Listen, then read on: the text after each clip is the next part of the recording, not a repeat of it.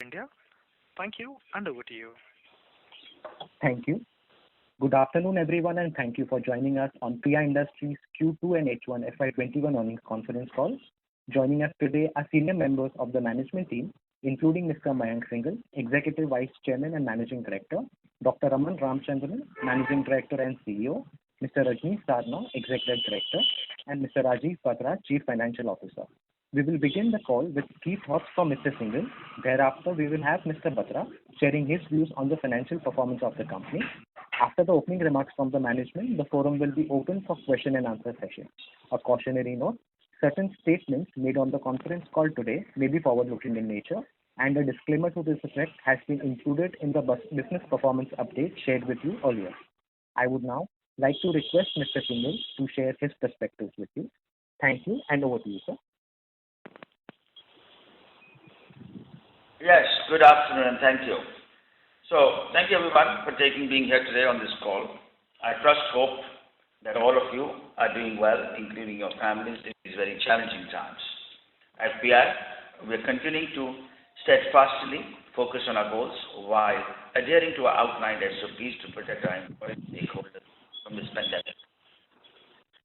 I would like to now take this opportunity to introduce you to our new CFO, Sri Rajiv Batra. He joins us with a rich experience profile and will be addressing you all after I complete sharing my perspectives. Coming to our business overview for Q2, which saw a continuance of a healthy moment at a blended level.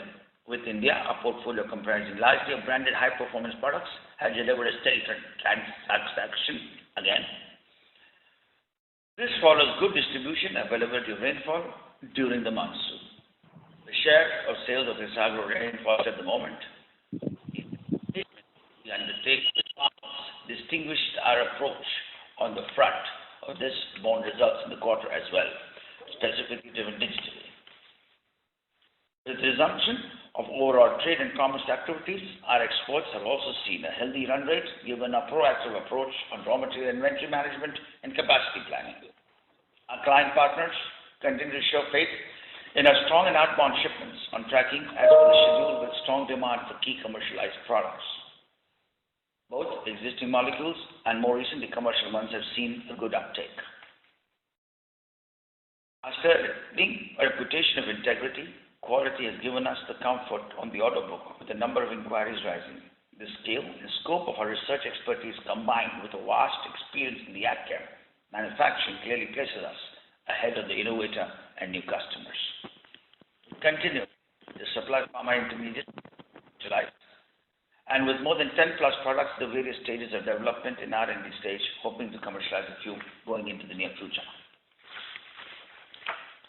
Our domestic business has shown a 33% improvement over the previous year and continues to stay ahead of the trend.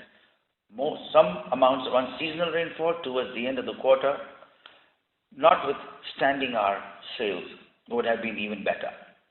With favorable agroclimatic conditions in place, farmers have sown across record acreages. Paddy and soya especially have shown a very good growth pattern year on year. We are with almost reservoirs at a full level across the country, high air MSPs at this stage. Is set even better Rabi. The Fargate reforms initiated by the government will give confidence to farmers for a better plan their cropping and sell with a defined market in mind. As a natural corollary to the efficient farming, we are positive about prospects of high-performance brands further enhancing with this move. Concurrently, the commentary of the key global innovators have shown robust trends with global AgChem. Now, we've introduced two new brands in domestic business. One is an insecticide, Londex Power, aimed at the rice crop, and others a fungicide Shield, aimed at the rice crop again. Jointly with Isagro, our portfolio is another strong one in the business. With these novel launches, it should further give us a good traction. Isagro itself has shown a continuance of healthy trend of growth. Now, I'm glad to share with you that we have filed 18 new patent applications during H1, including intermediates in COVID-19, and we are one of the only few companies in India to do that. For the forthcoming year, 21, PI will come out with a new and innovative solution with domestic side to complement the attractive lines up at present. Having said that, we expect our wheat herbicide and spray application solutions portfolio to augment this movement. The investments that we are making in export operations will see a new unit getting commissioned. The pace of new commercialization will continue to enhance in line with strengthening a pipeline over the years and plan diversification into new verticals and new areas of application. Our initiatives on the inorganic front remain on track, and the objective is to diversify into adjacencies, widen technology portfolio, and de-risk operations. We are very closely assessing the pharma assets and working with global partners in this direction. We invested the QIP funds with SLR philosophy to now, while the final deployment to align with PI's long-term strategy is underway. Overall, we're looking at a bright future back to further progress within the existing operations led by outlined initiatives and new introduction and complemented by forays into new ventures. With that, I would like to bring my remarks to an end and hand it over to our CFO, Rajiv Baksa, to dwell on this financial performance. Thank you. Rajiv, over to you. Thanks, Mayank, and good afternoon, everybody. Please continue to do safe. I will share the financial highlights for the second quarter ended September. All comparisons here are with the quarter 2 of FY20 and on a consolidated basis. During the quarter under review, we registered 28% growth to 1,158 crores, driven by solid growth in the domestic operations to 359 crores and 25% growth on export operations to 799 crores. Disruptions to operations caused by COVID-19, including movement of goods, had very limited impact on our performance, as all of our manufacturing facilities are currently operational and utilizations are heading back to the pre-COVID levels. EBITDA improved by 45% to rupees 280 crores, translating to a margin of 24%. This is an expansion of just below 300 basis points, 298 to be exact, on a year-on-year basis. A favorable product mix resulted in a better EBITDA performance during this quarter. Profits after tax stood at rupees 218 crores, higher by 77%, in line with our better operational performance. Healthy performance and efficient working capital management helped this transition during these testing times. Our inventory levels marginally increased in line with our projected growth, as well as we ensured continuity of operations amid the COVID-19 related uncertainties. As Mayank said, the QIP funds have been safely deployed, and our philosophy here is safety, and the final investment will be aligned to PI's long-term growth strategy. Our debt to equity still remains very comfortable at less than 0.1%. During quarter 2 FY21, our total capex incurred so far is about 116 crores, and the current order book that we showed you in the investor presentation is maintained at $1.5 billion.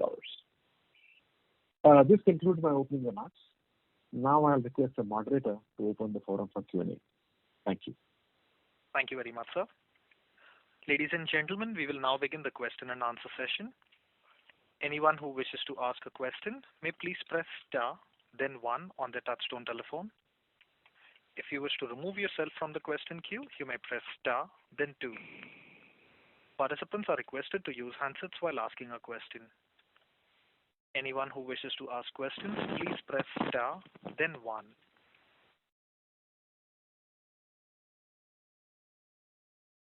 The first question is from the line of Ritesh Gupta from Ambit Capital. Please go ahead. Hi, sir. Thanks for taking my question. So just wanted to confirm what kind of domestic growth that you see apart from Isagro. So we can do like standalone comparison, etc. But just wanted to get the exact growth for the domestic business in this quarter. And if you could just highlight a bit on that, if it was good, etc. And then the second part I had in my mind is that on the CSM growth side of 25%, just wanted to make sure that is there any Isagro component to it? Because I think you divided your Isagro acquisition to two pieces. One got merged with your main business, and then other has remained in a subsidiary. Domestic business has remained in a subsidiary. So, Raman, do you want to take the domestic? Good afternoon, and this is Raman, and thank you for that question. So on the domestic front, the PI's growth that has been alluded to, which is in mid-single digit, you must understand, and I think even in the previous calls I've been alluding to this, which is we have gone through some portfolio rationalization in order to strengthen the business. In addition to that, if you remember, the previous year was the last year for our flagship product, for it. Yeah, so the growth that you've seen on the PI side is adjusted to that portfolio effect. Besides that, the PI's portfolio has a fairly large proportion coming from early post herbicides.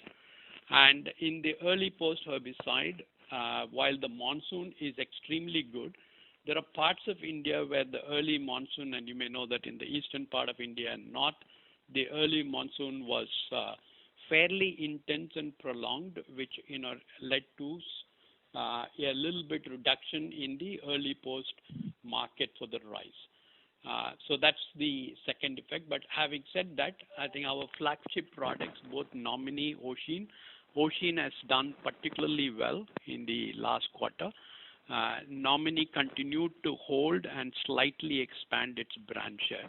So that's on the PI side. The Isagro portfolio is a different portfolio with less herbicide component, and they continue to enjoy high double-digit growth based on a portfolio that is really tuned to fruits, vegetables, and plantations.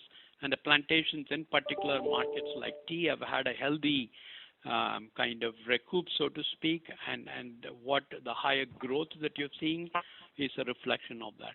I think this is again a good testimony to the clear strategy post-acquisition and the portfolio risk hedging from these two kind of distribution models that PI has been able to accomplish. I hope that answers the question. Yeah, thanks for that.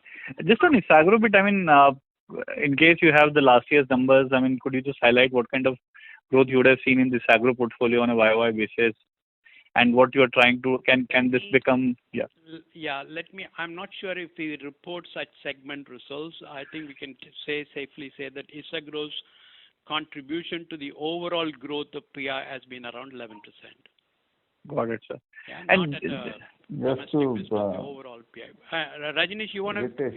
Ritesh, just to add to what Raman just explained, I think this is also important for us to appreciate that this, particularly this domestic business cannot be clearly defined in quarterly numbers because of this positioning, product positioning, and so many things.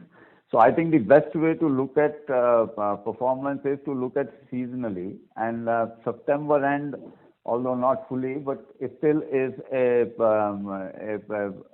better mark on the Kharif season performance. So if you look at overall first half domestic performance, and if we even exclude Isagro acquisition impact on it, I think the domestic has done very well. It's more than, I think, 18% or so, which takes into account all these aspects of product rationalization, introduction of new products, and growth in different geographies, as Raman explained. So if you see on season to season basis, we have done exceedingly well. Got it, sir. Coming to your second question on the CSM overlapping with this agro. So no, not really. So till September, because this merger thing is still in process, which we are expecting by end of this year. And therefore the Isagro piece is purely the domestic and whatever little bit of institutional sales or some export that they were doing is what is part of Isagro right now. Got it, sir. And just one other question that I can squeeze in. On the CSM side, the growth has been pretty healthy. Of course, it's been guided for, but you did quite well in the first half, and you have still a guidance of about 20% growth. So, should we assume that seasonally this year first half has been much stronger, and probably in second half you might not see the kind of growth rates you have seen in first half? Or is there a reason for us to believe that CSM growth probably will be much faster for the full year? Well, we will. I mean, obviously there is some sort of, I would say, not significant as like domestic, but some sort of timing issue here. So first half has done well, and we are not expecting this to further intensify or grow in terms of the speed of growth, if I talk about.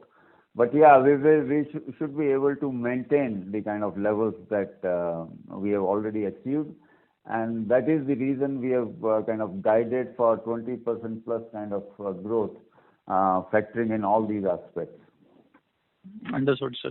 And like your gross flow was flat on a YOY basis, or I think on a sequential basis at least, and you have one MPP which is yet to be commissioned, and I think we don't have any announcements for the new plants, etc. And at the same time, I also see you taking initiatives to improve the asset turns of the existing plants. So how should we look at on the future growth side? Are you waiting for the acquisitions to fructify for new assets? Could you just give us a broader sense on the capex side as well? How do you plan to add assets there? Yeah. So as we have explained in past that already couple of multi-product plants are under construction. One plant we are already expecting to get commissioned maybe next financial year. Two plants which we commissioned earlier this year we are trying to enhance utilization of those plants.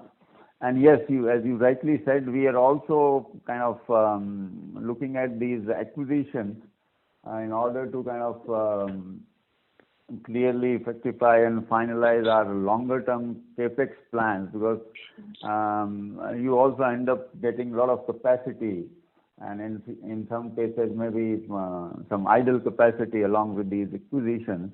But yes, given the kind of pipeline in R&D that we have, there are few more plants on the plan, but we have still not finalized or started or initiated action on ground as yet. Understood. So as of now, we have a very clear plan for these couple of plants that are in pipeline or under construction. Got it, sir. Thanks. This is very, very helpful, sir. Thank you so much. Thank you. Ladies and gentlemen, in order to ensure that the management is able to address questions from all participants in this conference call, please limit your questions to 2 per participant. For any further questions, you may come back for a follow-up. The next question is from the line of Probal Sen from Centrum Broking. Please go ahead. Thank you for the opportunity, sir. A lot of the questions have already been answered. I just wanted a couple of clarifications. One, Mr. Raman helpfully said that the overall contribution for H1, if one looks at Isagro, to growth was in the range of around 11%. Now, if that, given that H1 overall consolidated revenue has grown by around 33%, if I'm not mistaken, does that imply that without Isagro, growth would have been closer to 22, 23 odd percent? Is that a fair way to look at it, sir? Yeah, broadly, yes. Okay. And thank you. And the second point was, sir, with respect to the order book, your export revenue and CSM revenue, and forgive my ignorance here, has obviously continued to grow strongly. But the order book, I believe, has remained broadly flattish over the last 2 to 3 quarters. How should actually we be looking at this number by the end of this year in terms of how the order book could progress, sir? Well, frankly, we are not aiming to significantly increase our order book in that sense, because order book substantial increase means that we also keep committing on assets built up at the same time. So our aim is to kind of have a reasonable visibility of long-term revenues and cash flows, and in that sense, if you see having this 3-4 year plus kind of visibility is already there, and at the same time we are also kind of optimizing the utilization and throughput from our existing assets. So the aim here is to kind of gradually improve the returns on the assets and the capital efficiency over a period of time, while at the same time maintaining the higher or longer term visibility. So we are basically chasing several objectives here, not the only one of growing the order book, and that is the reason that you see that there is no significant ramp up in order book, but at the same time there is no significant reduction in the order book despite significant ramp up in the supplies over last say 3-4 quarters. But we have still been able to maintain this 1.5 or 1.4 billion dollar kind of order book by getting more inflows of orders. I hope this answers your question. Yes, sir, that makes it clear. If I can squeeze in one last question with respect to the QIP utilization. Obviously, you have alluded to several projects being evaluated actively, and your pharma venture, I think Mr. Singhal was helpful in highlighting how that venture is progressing. Any sort of timeline in terms of when we can expect the first concrete transaction to happen, or any sort of flavor you can give in terms of when we can hear more updates or with respect to utilization of any of these proceeds, sir? Yeah, so for proceeds, I think we had indicated that our objective is to kind of fully deploy these funds in next 5-6 quarters. But having said so, we are very actively, evaluating a few options, and it's not only simple evaluation, but we are also working with a global consulting firm in terms of crystallizing and clearly identifying that which are the sub-segments, and kind of we are getting into what kind of synergies that these acquisition targets will have, the kind of technology that we have been working on, and how these targets are fitting in our longer term strategic roadmap.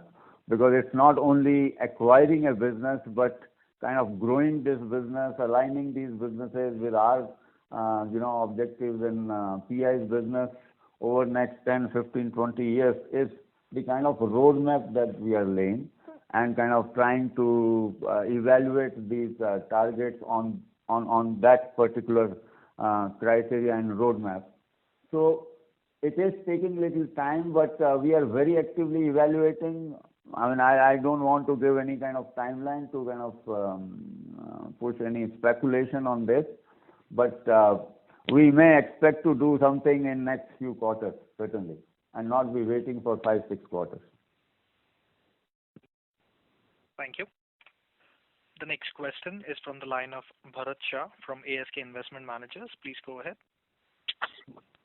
I had a question not on the quarter, but on a longer term basis.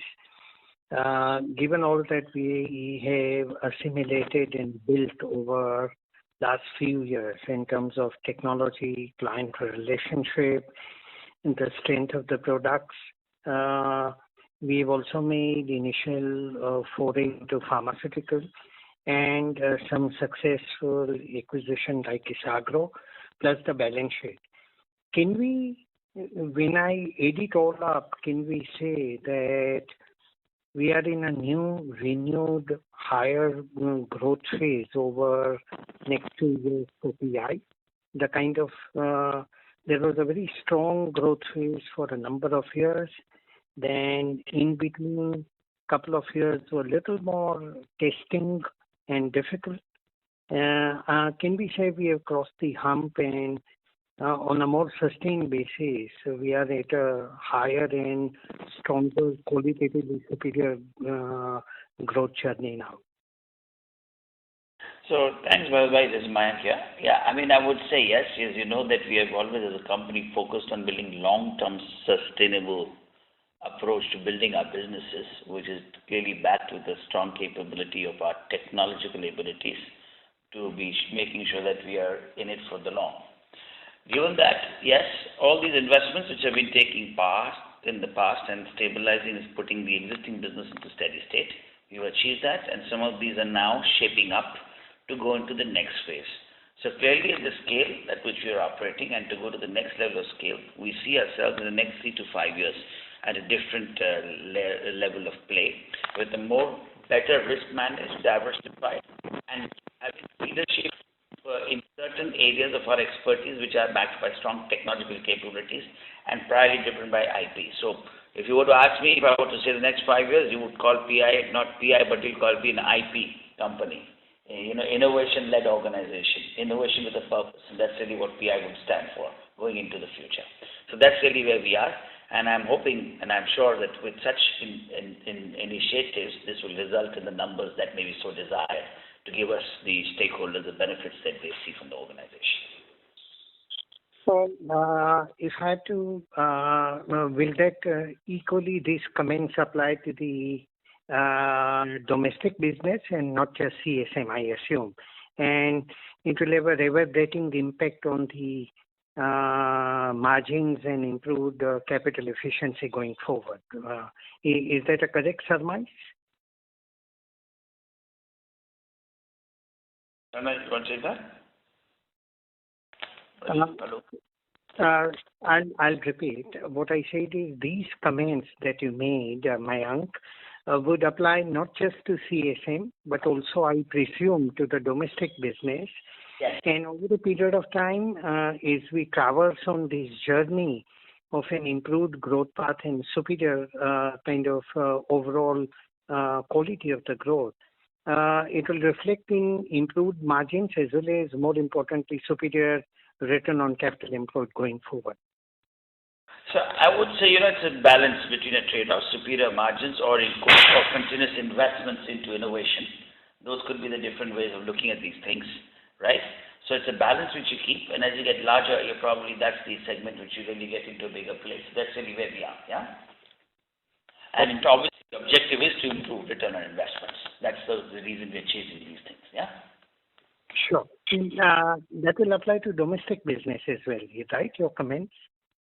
Yes, for sure. Domestic businesses would see a lot of initiatives have been taken with different approaches of go-to-market, our digital initiative. We're looking at different, like solutions being one of the smaller ones, which has been showing colors now. But we're also looking at a different thought process as we develop newer strategies. Because as the landscape is changing with the regulatory framework and the government policies coming in there, the potential is phenomenal.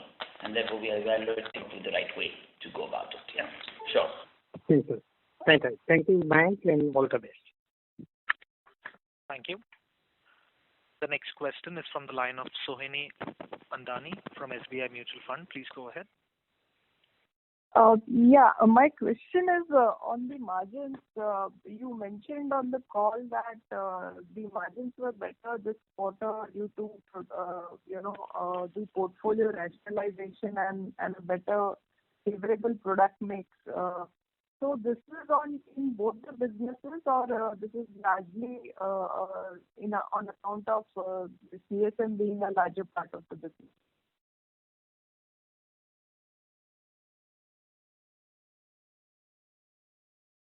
Hello? Soni, your voice was not very clear, Soni. If you can please repeat.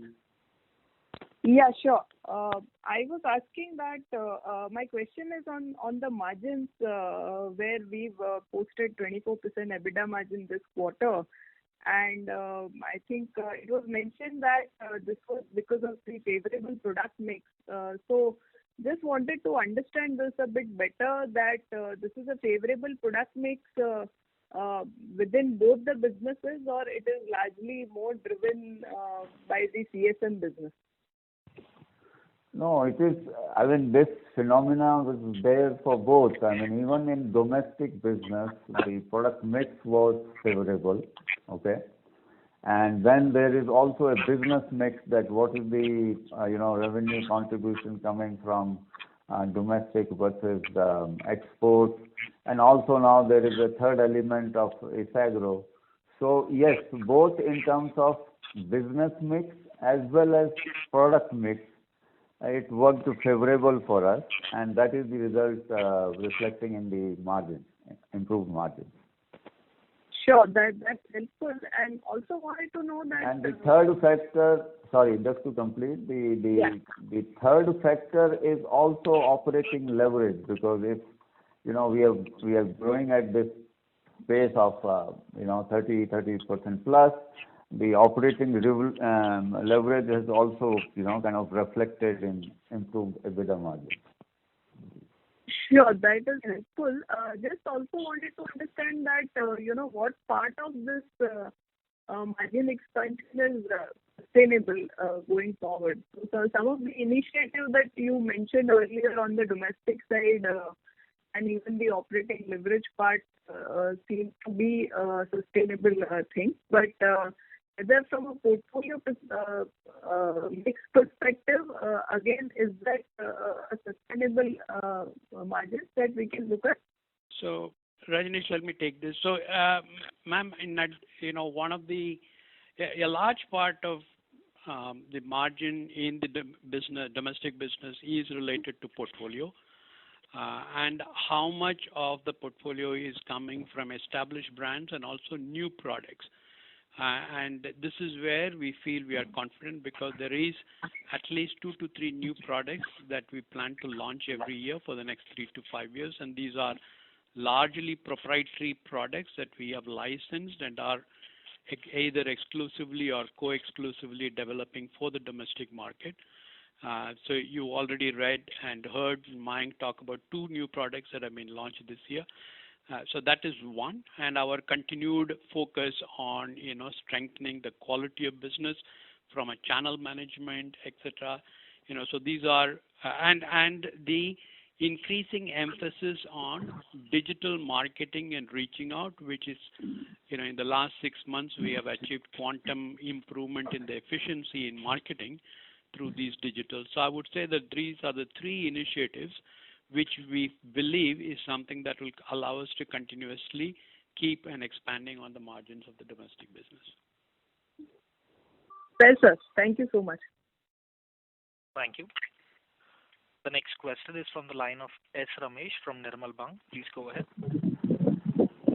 Good evening, and thank you very much. My first thought is in terms of your results, the tax rate has come down very sharply. So is there some one-off item there? What's the kind of normalized tax rate we should assume for this year and the next 2-3 years? Raju, you may want to take this? Yes, I can. The tax rate you're witnessing for this quarter is 19.3%. Yeah. Which is down by about 4 percentage points from the previous year. This is because of 2 things. One is better utilization of basis rate.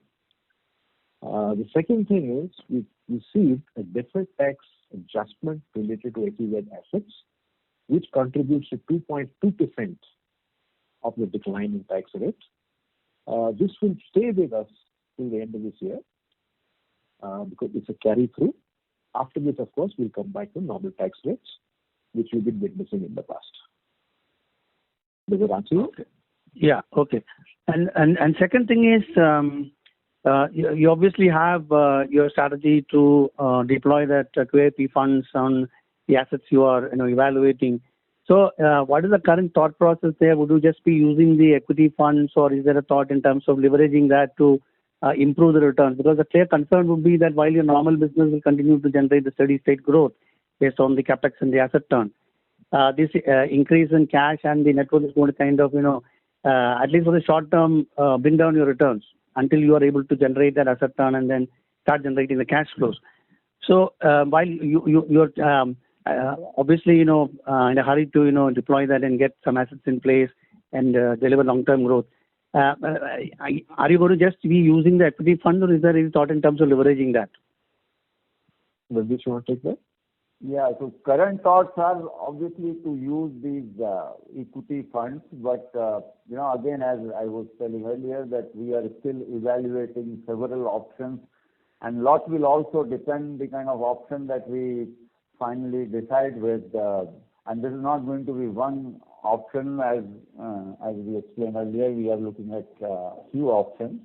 So depending on the final options, the size and all, we can certainly decide on the mix. But at this point in time, the idea is to use the equity first. Thank you. The next question is from the line of Udit Bukaria from Catamaran. Please go ahead. Yeah, hello. Yeah, thank you for taking my question, sir. So I wanted to understand, so in agro CSM business, when we commercialize any product from an R&D stage, what is the range of yearly annual revenue that we can get from that product, and what are we expecting in the pharma division? Well, that varies from product to product and molecule to molecule. So there's no kind of a very straight answer to this. That what is the kind of revenue in first year or second year that we can expect from commercialization, because there are projects at different stages. There are projects of different scale and different segments. So one product is a broad spectrum which is getting launched in 5-7 countries altogether. There is one product which is getting launched only in one country and specific to a particular crop. So the potential, the size, all this varies from product to product. As far as the pharma, can you repeat your second question, please? I wanted to understand if, let's say, we are able to commercialize one of those 10 R&D products, like what is the range of revenues that we see maybe at the end of 3 years, annual revenue that we can expect to see from those R&D, from those products which are currently in the R&D stage? The range will be fine, I understand, because each molecule... Yeah, because a lot will depend on the final process and, the success of these molecules. Because what is running at R&D is also not necessarily that it gets commercialized. But, I mean, given our past experience, it may range from several $million to tens of dollars. I mean, let me answer that in a very simple way. Fundamentally, when we're giving guidance of growth, we're taking and factoring all this and computing that to give that guidance. That's how really we put it in a one flat approach, and that's how the company drives it also. We say, okay, fine, we need to achieve this growth, which is far above the market growth, and then based on this, what are the pipeline and molecules, and how do we ensure that this growth continues? And then we give the guidance. That's taking into all these additions that are coming in and what's coming going out. Yeah. Thank you, sir. Thank you. The next question is from the line of Abhijit Akela from IIFL. Please go ahead. Yeah. Good afternoon, gentlemen. Thank you so much for taking my questions. First, last quarter in 1Q, we had given a breakdown of Isagro revenues, 99 crores for the quarter, broken down between 30 crores exports and 69 domestic. Is it possible to just share the same breakdown for this quarter as well? Rajesh, you would have this handy, or you can I'll get it separately? I'll give it to him separately. I have it, but in order not to take up time, I'll send this separately. Okay. Sure. Thank you. Second thing was just with regard to the capex for the first half, it seems to have been a little bit slow, and understandably so, probably because of COVID. But from a full year perspective, what's the kind of capex guidance we can work with, sir?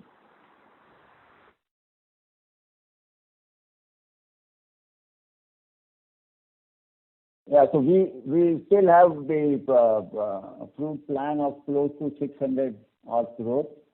Obviously, this is some of these projects have delayed a bit because of COVID situation, so there could be a carryover to the next year. But yes, the approved plan is close to 550, 600 odd crores. Okay, got it. And maybe 100, 150 odd crores I don't know exactly, but some of this will certainly get carried over to next year. Right. And just on the MEIS incentives that we have been booking, which were 50 odd crores last year, what's the treatment that we are following now? Are we still booking something in this quarter, and what do you expect for the rest of the year now? I will take that. As you're aware, the rules have changed. So between September to December, the maximum eligibility is only 2 crores. So that is all that we accrue. So to your point, what we used to get between 17 to 18 crores a quarter will no longer be with us if these rules don't change. You're also aware that government has announced that they will come up with an alternative scheme. We are awaiting details that have not yet come. So there may be some replacement. To what extent, the new policy will only be able to tell us. So we're waiting on that. So just to make sure I understood you correctly, Mr. Beecher Kela, may we request you to come back in the queue for a follow-up, please? Okay, sure. Thank you. Thank you. The next question is from the line of Niket Shah from Motilal Oswal Asset Management. Please go ahead. Yeah, thank you for the opportunity and congrats on a good set of numbers. Sir, I had only two questions. First is, if I have to look at the 2,000 crore QIP money that you've raised, and over and above that, in the next 2 years, the cash flow that you would generate from your business, you would look at about 3,000 odd crores. And last year, our gross block was about 2,400 crores. So we are looking at almost doubling our size of gross block, either through acquisition or through organic expansion in the next 12 to 18 months. Would it be possible for you to give us some sense that how much of this will go towards acquisition and how much of this will go towards CSM expansion? And that's the first question. And the second question is it safe to assume when you're looking at acquiring a pharmaceutical businesses, would that be at a substantial higher margin than our existing CSM businesses? Those are the two questions. Thank you. Yeah, so first taking this breakup, frankly, this would be very difficult at this point in time when we are evaluating several options, okay? That how much of this 2,000 plus the cash accrual over next few years will go towards the acquisition and for organic growth. It is really difficult to answer at this point in time, but the whole idea is, and then again, as I explained earlier, that both of these, capital allocation areas have overlapping impact, because sometimes if you acquire something, maybe you kind of improvise your organic capex plan and likewise. So, but yes, the whole idea is that given the kind of pipeline of products that currently we are working, both in our exports, CSM exports and domestic, and at the same time also in the pharma case, the kind of pipeline that we are working and the kind of technologies that we are wanting to leverage, there is certainly going to be enough deployment, and we are seeing opportunities to deploy this kind of cash generation for a sustainable, profitable return. And this is where we are evaluating, but yes, of course, it would be difficult for me to kind of give you a breakup at this point in time. But sir, Rajnish, broadly, we will be able to deploy this additional 2,000 crores plus whatever we are generating from operations in the next 18 months. So is that a safe number? So what I can tell you is that we have in sight opportunities where we can easily deploy 3,000 crores. And got it. Sustainability generates returns better than what we are doing today. This is what I can tell you.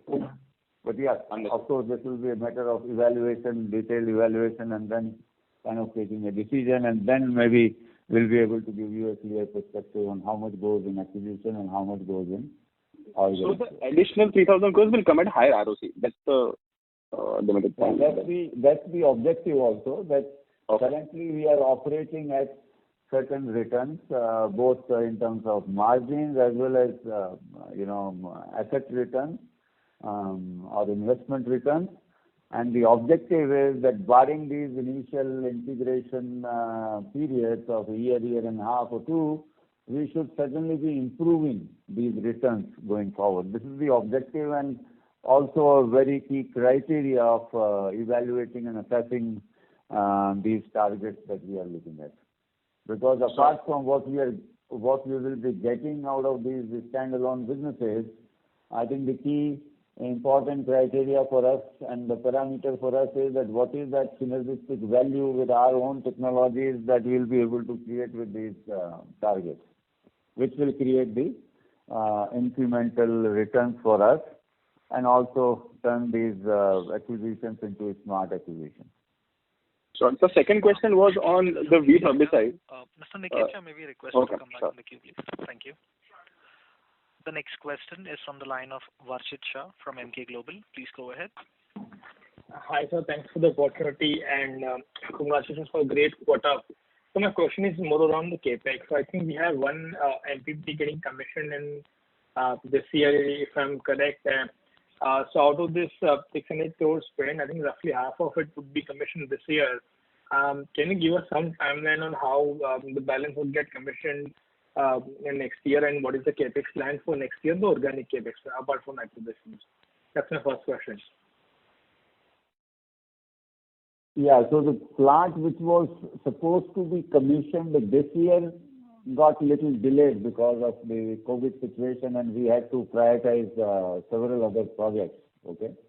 And which is what we are now expecting to either get commissioned maybe by the fag end of this year or first quarter of next year. So that's the update on that particular plant. Besides that, also there is another that we are currently working on, which will obviously get commissioned maybe later part of next year or most likely 2022. That's the current assessment on that. And in terms of your second part of your question, in terms of capex plans of subsequent years, so as I said, some part of current year plan of close to 600 crore will get carried forward to next year. And then next year, I mean, the early estimations are that we will be again kind of looking at close to 400-500 odd crores kind of capex. Also, a lot will also depend on the final acquisition that we decide, because it may also have some bearing on this, organic growth capex plan. Sure, thanks. And the second question is on the margin. So if you see on the gross margin side, we have expanded by almost 170 bips, and to my understanding that Isagro has a major contribution on this, because standalone Isagro gross margin would be upwards of 50-55%. Am I right in assessing it? Now, what is 50-55%? What? Gross margin of the Isagro portfolio. Upwards of that range, maybe not exact, but. Not really, but anyway, so what is your question, please? Yeah, so the question I'm trying to get is the gross margin expansion. One is, which you alluded to, that on account of product mix change and rationalization of the portfolio. So is it because also contributed by higher margin products from the Isagro portfolio in the domestic segment, and hence you're seeing this uptick? I'm alluding more to gross margin side, because the EBITDA will also have some operating leverage element. Yeah, so maybe Rajiv, you may want to. Yeah, the gross margin here is actually on account of the mix that we experienced, which I think Rajnish clarified earlier at the start of the call, both on the domestic and on the export side. That is the leverage that we witness will obviously change your EBITDA. In terms of future guidance, our EBITDA guidance, which is what we would like to guide you on, remains the same. So we're not saying that you should make spreadsheets, plug in the incremental 1.5%, but we would rather go at this stage because we don't know which way mix will go. And just to add, the reason for that is that there is change of product mix every half or quarter. So on a safer side, and this is how we have also guided always, that we are very comfortable in terms of guiding for 22 to 23% kind of EBITDA margin on a sustainable basis. While yes, in certain quarters you may see a spurt in EBITDA margin or gross margin, but on a longer term sustainable basis, this is what the levels that we will get. Sure, thanks. Just one last bookkeeping question. Mr. Shah, may we request you to come back for a follow-up, please? Yeah, sure. Thanks. Thank you. The next question is from the line of Rajesh Kothari from AlfAccurate Advisors. Please go ahead.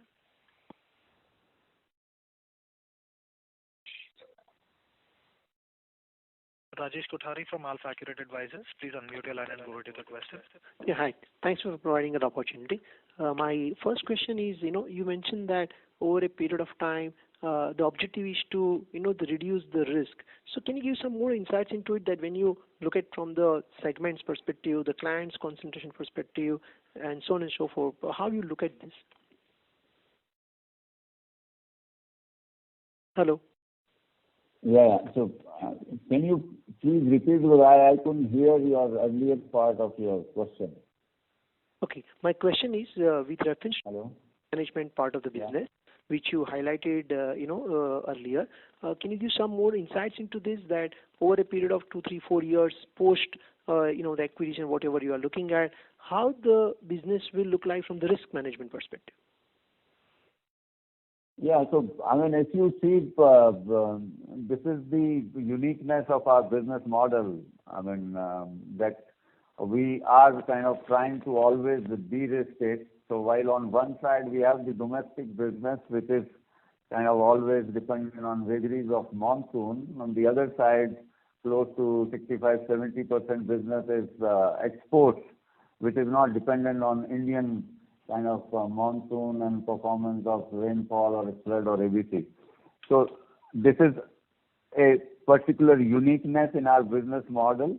On the other side, if you see, even in domestic side, which Raman may also allude, is that there are different crop segments that we are targeting, and one of the advantage of this acquisition of Isagro was that one area which we were not focusing, or which we were not pushing too much, this fruit plantation and vegetable segment, will get focused, and then we are aiming to be one of the leading players there. So that will certainly kind of again reduce risk of our dependent on certain field crops like rice or wheat or some of these field crops. Same way, if you look at our CSM business, while yes, given the kind of nature of the business model, it is concentrated on say 10, 15 customers or maybe 12, 15 products. But over the years, we are diversifying and going beyond AgChem. Therefore, the concentration both in terms of customers and in terms of products is reduced over a time. And with this diversification into pharma and other specialty chemical areas, obviously this concentration risk will further reduce. And so therefore, these are the kind of initiatives which we are continuously taking year on year to kind of keep reducing or making this whole business model further robust, so that we can on a sustainable basis kind of grow this profitably and also reduce the risk. And my second question is, when you, generally speaking, when one do acquisition, particularly to further diversify customer perspective or business segment perspective, at times it takes a longer time to get that payback period, maybe 5th year, 6th year, 7th year, 8th year kind of thing. So then how it will lead to improvement in, ROCE, or are you trying to say that whatever acquisition you will do, it will be EPS accretive from year one? Well, it may not be EPS accretive from year one. Obviously not. But yes, our aim is and objective is that maybe from second year or early third year, it should be EPS accretive for us. The key thing here is that what is that we will be add to this business from our own efforts and our own technologies, because obviously the seller will factor in the value or the price or the premium in the price for selling this business. And if we have to make this EPS accretive at early stage, it is going to depend on what we will be able to do and add to that standalone business. And this is what we are very critically evaluating in some of these targets, where we are finding a lot of good synergy with what we are doing. I see. Which can make it therefore earlier 10 Excuse me, years. this is the operator. Yeah, this is just continuing the. Okay, fine. Great, sir. Thank you, sir. Wish you all the best. Thank you. The next question is from the line of Surya Patra from Phillip Capital. Please go ahead. Yes, thanks for giving this opportunity, sir. So just in the presentation, you have mentioned about your pharma foray.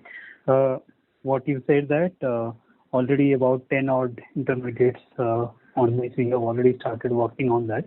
So just if you can indicate whether these are like based on customers' requirement, or whether these are like custom synthesis product opportunities, or you yourself has identified the intermediate and have already forayed or initiated your activities on the pharma side? Well, it's a mix of both, I would say. That some of these have been identified basis the kind of technologies that we have developed over time, okay? And few of them are obviously customer inquiries that we are working. Okay. Sir, so then if this is the case, then are we thinking about building capacity relating to this then, which is the part of the same question only? Or the existing capacity will be sufficient to handle this also? No, not existing capacities. Actually, this is one of the reasons that we are looking at these acquisition opportunities. Okay. So that we can short-fast this whole process of kind of building assets and spending time there and getting regulatory approval and all that. So if we can find good targets where, apart from the target's own business, if we can also kind of implement our own business plan in those assets, is where kind of we can create greater amount of value in a much expeditious manner. Okay, so that means this is to expedite the process only. That is what I believe. And secondly, sir, on the export side, if you can just give some sense. Obviously, there is a kind of very strong performance on the CSM side, on the export side that we are witnessing, and that is the general trend also we are witnessing from a few of the global competitors who have reported their results.